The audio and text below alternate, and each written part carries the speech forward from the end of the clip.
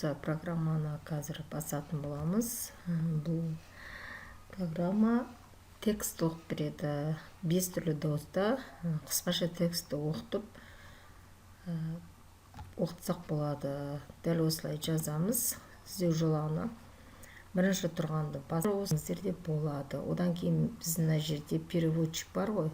Менде английский, казахский қойғам өзім о баста. Осылай болады. Английскийден қазақшаға аударады. Және английский және орыс тілі десеңіздер, орыс тіліне аударып береді. Менде қазақ тілі. Қазақ тіліне аударып береді. Осы жерде переводчик бар ғой, жерде сіздерде бар ғой. Перевести эту страницу деймін міне.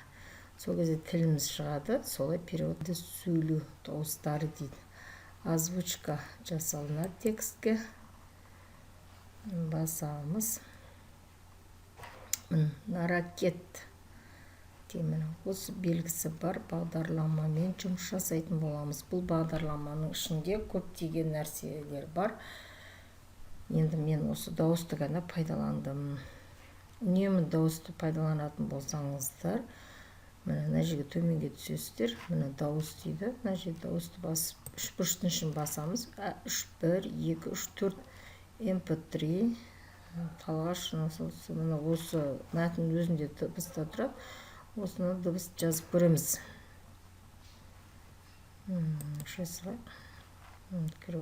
Аккаунтты ашу дейді.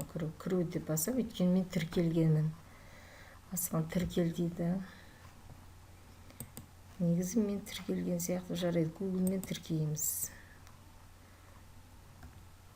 Google арқылы тіркеліп көрейік. Мына осылай тіркел деп жатыр маған.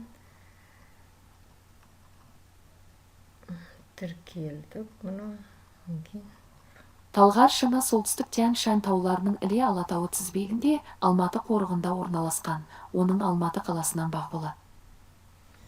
Енді осы дауысты жылдам және одан да жай істеуге болады. Мына жерде скачать деп тұр. Көшіріп алуға барады. Міне.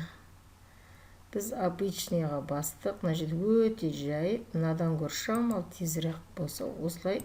Талғар шыңы солтүстік Тянь-Шань тауларының Іле Алатауы тізбегінде Алматы қорығында орналасқан. Оның Алматы қаласынан бағбылы. Енді жүктеп алу дейді. Міне жүктеп алуды басасыз.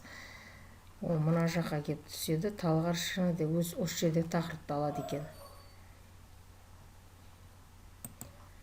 Показать папке деп көрейік. Мына папка деп тұр. Талғар шыңы.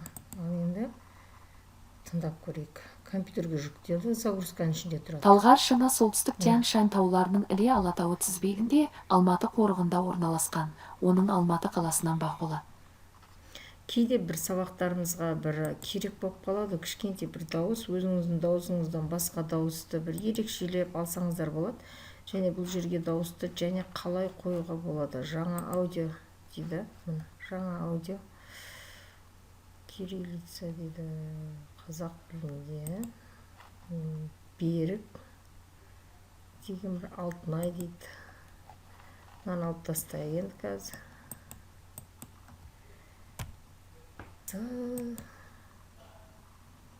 Сөз сарасы дейді. Абай Құнанбаевтың өлеңін оқытып көрейікші. Қанша шумаққа дейін оқитын бірге көрейін. 2 шумақты алып көрейін. Копировать етемін. Сайтқа барамын. Ставить. Кеттік. Аудион тыңдап көрейік. Өлең сөздің патшасы, сөз сарасы, қиыннан қиыстырар ер данасы, тілге жеңіл, жүрекке жылы тиіп, тесін айналасы. Бөтен сөзбен болғанса, сөз арасы, ол ақынның білімсіз билігі. Айдан басқа біреуді таңдап көрейікші. Берік таңдайық.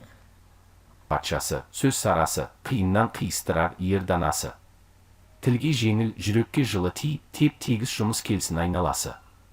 Бөтен сөзбен болғанса сөз арасы, ол ақынның білімсіз билігі. Айтушы мен тыңдаушы көп надан, бұл жұрттың сөз танымас бір парасы.